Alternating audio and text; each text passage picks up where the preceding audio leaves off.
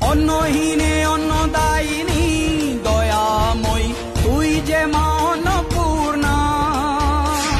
সন্তান স্নেহে তুই মা যেন কল্যাণী সম্পূর্ণা।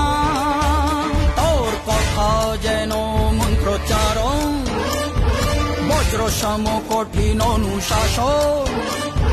ধৈর্যের সর্বংসহা পৃথিবী, ধর্ম ও ন্যায়ের প্রতিচ্ছবি।